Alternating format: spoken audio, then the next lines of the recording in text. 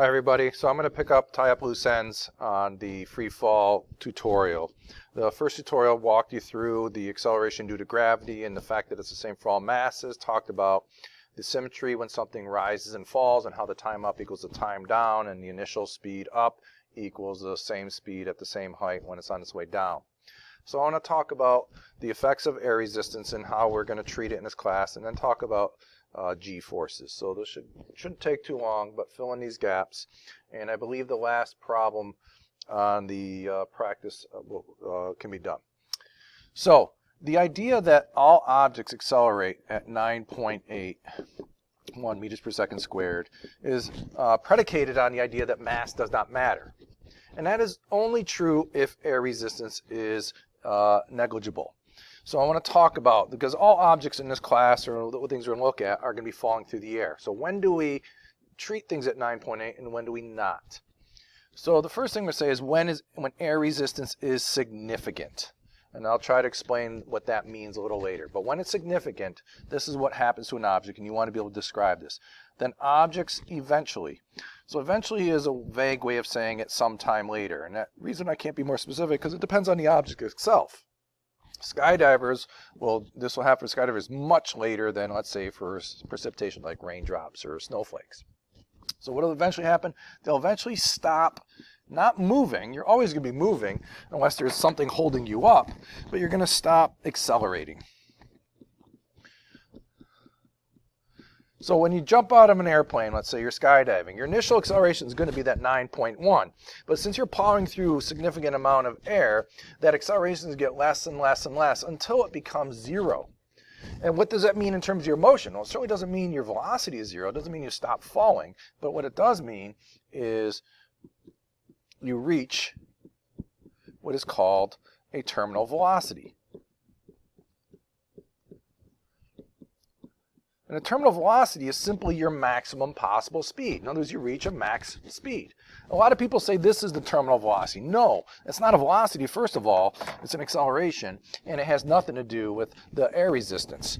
Okay? So terminal velocity is your max speed, and you fall at that speed until you pull your parachute, which slows you down to another terminal speed, which is a lot less, so you can hit the ground safely.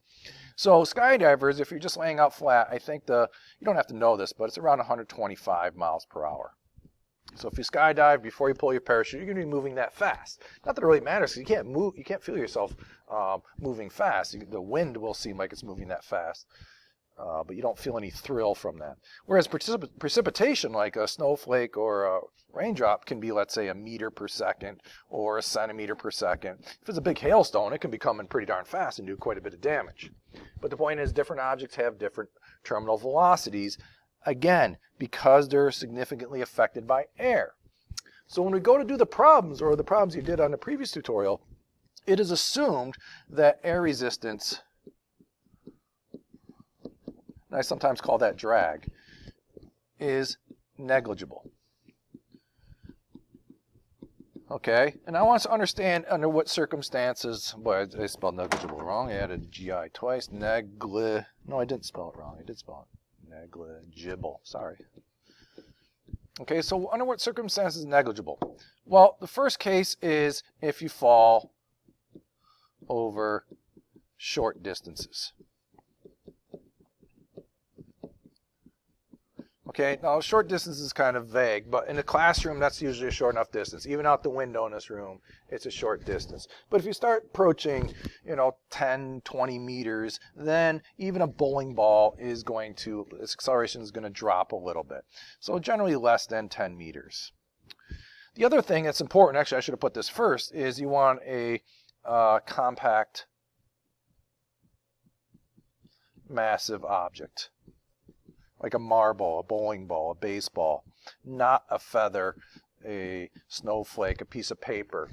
So we can easily drop those compact, massive objects, and if we do it over a short enough distance, then it's pretty safe to assume that the acceleration the entire time is 9.8. We can get bigger distances if our object is really aerodynamic, like the rockets will be firing.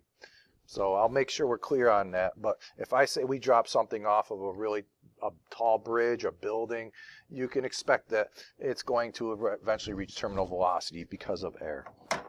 The last thing I want to talk about is the idea of g-forces. So going back to a previous tutorial on acceleration, we talked about going to amusement park rides, and a lot of reason that's a big draw for many people is that the rides give people a thrill. And they give people a physical thrill, not just psychological, but a physical one, because they can feel changes in their motion, especially when you go around turns.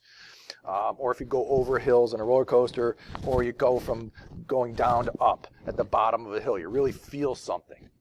So all roller coasters or spinning rides at amusement parks, big or small, are designed not to give you too much acceleration because that will have a bad effect on you.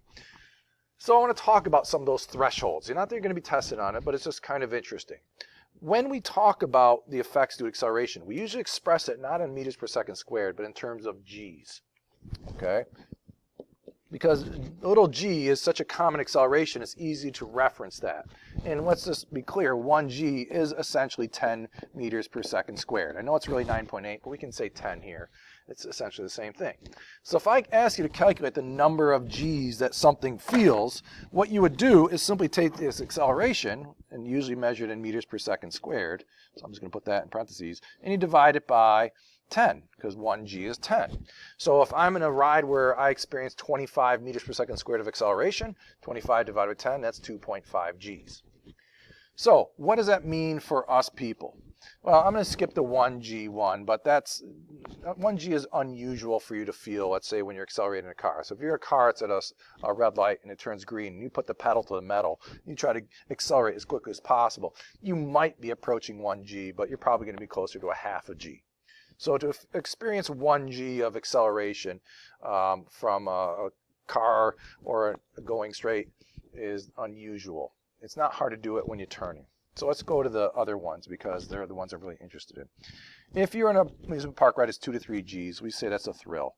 So they're all designed to give you accelerations that are less than roughly 30 meters per second squared. Your body feels that, it can handle it, it doesn't mind it, and you might want to come back to feel that again.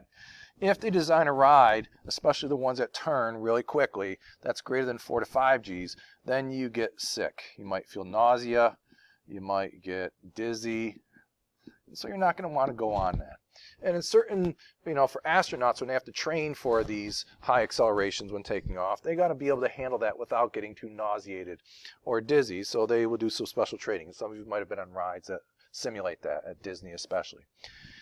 If you go greater than 7 g's, then things get dangerous. You get LOC, loss of consciousness. And this is especially important for Air Force pilots or jet pilots that are on these really nimble fighter planes that can change direction on a dime at a really high speeds. And they can feel accelerations of up to 10 g's, which can make them disoriented, even pass out for a second, and that usually leads to a crash.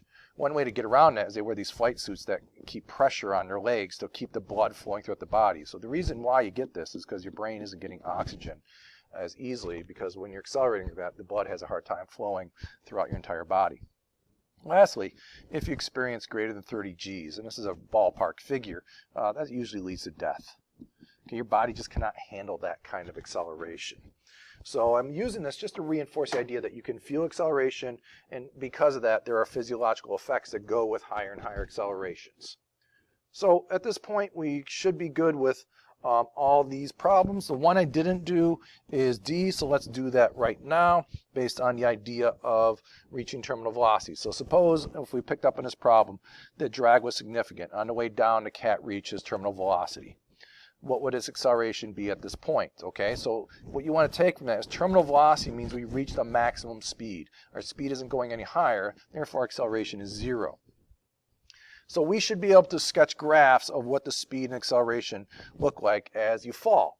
So when you jump out of an airplane, let's say, in this case, where initial speed is 0, you're just falling, and you're going to gain speed. So I'm going to draw what the graph would look like under ideal conditions. Under ideal conditions, you would just gain speed at a steady rate. And the longer you fall, the faster you go. There's really no limit to that. However, if you're falling through air, it's not going to be that ideal. What's going to happen is you're going to gain speed for a while, but you're going to start tailing off and gain speed, but not at the same rate until you reach a nice flat terminal velocity. So right around there, you've reached terminal velocity. Okay, so I want you to understand that you're gaining speeding for a while, but not at a linear rate, but at a decreasing rate. Excuse me. So what that indicates in terms of acceleration, when we'll ignore the negative in acceleration, when you first jump on an airplane, you're accelerating at 9.8, right? You're already up there. But eventually, when you reach terminal velocity, your acceleration is going to be 0. So how you get from 9.8 to 0 is nonlinear, but it would be drop exponentially like that. Okay? But at the very least, you should be able to draw a downward sloping graph to show the acceleration goes from a maximum to 0 and then stays at 0 thereafter. But that means a constant speed. Okay, so that sums up all the key ideas for free fall. We should now be very successful in doing any problems.